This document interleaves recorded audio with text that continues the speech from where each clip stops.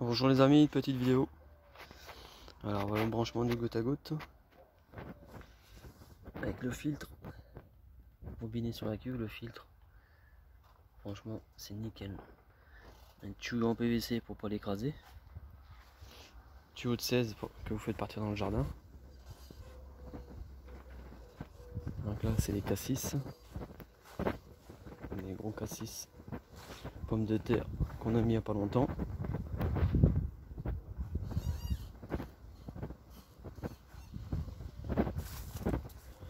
Les fraises, framboises,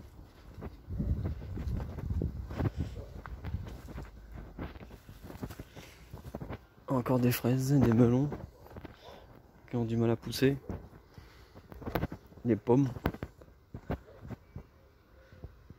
qui sont pas mal. J'espère qu'ils vont pas se faire grignoter par le Carpocaps, mais bon, ils ont été traités. Je les ai traités plusieurs fois, on verra. On verra, c'est la première année qu'on en a. Là vous avez les greffes poirier sur cognacier.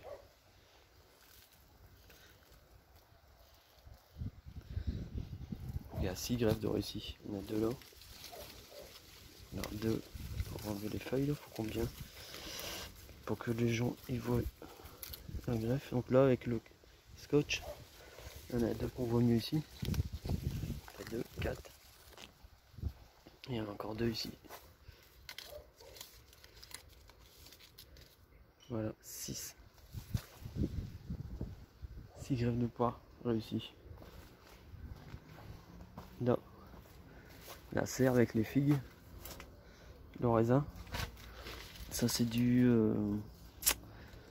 muscat de Hambourg. Donc, franchement il est super bon. Petit goût de violette.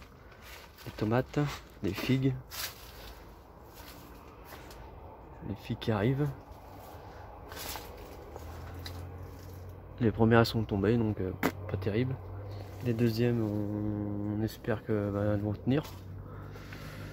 C'est la deuxième on va dire deuxième arrivage. Voilà. Là c'est les oignons portugais.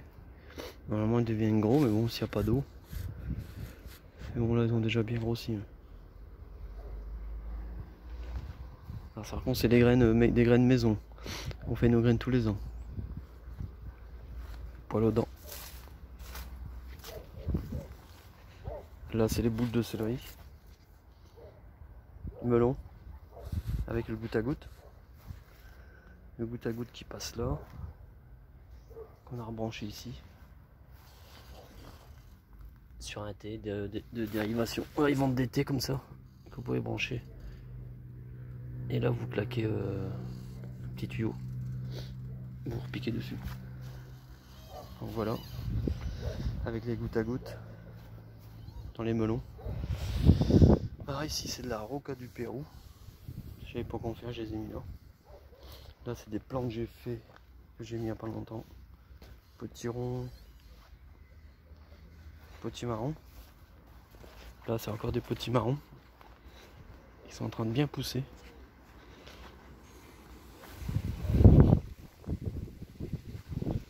En espérant qu'ils vont donner.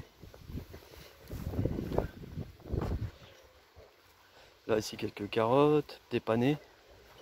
C'était dur parce que les panais, on les a fait pousser dans une caisse en polystyrène et après on les a replantés.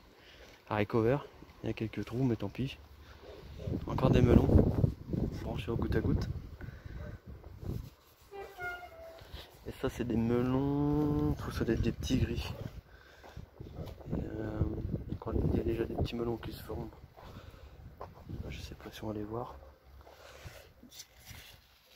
Où est-ce qu'ils sont? Je sais plus.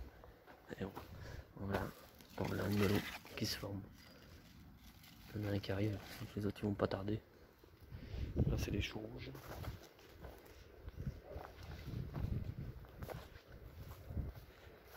Les patates douces. Il y a à peu près 110, une centaine de pieds qui sont branchés au goutte à goutte. Donc là c'est une petite veine de dérivation. Mais après il y a beaucoup plus simple, vous mettez le tuyau, vous achetez un thé et vous mettez du 16 en dérivation avec des gouttes à gouttes. C'est beaucoup plus simple. Les poivrons, ils sont goutte à goutte aussi. Les fraises par contre non. Là goutte à goutte aussi. Ils sont bien partis les patates. Tomates. Patates douces, tomates, patates douces, courgettes. Et là aubergines et pastèques.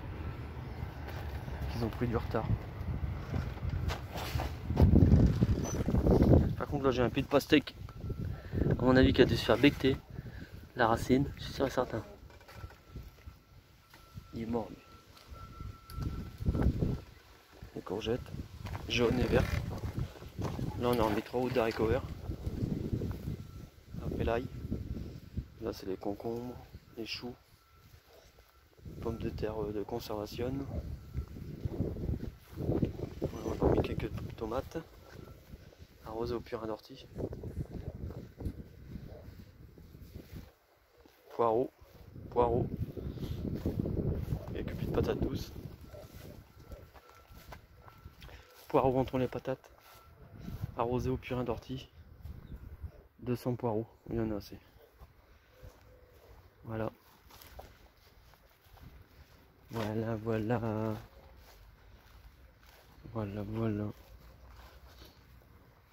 Et puis qu'à peut-être rebuter un peu les patates.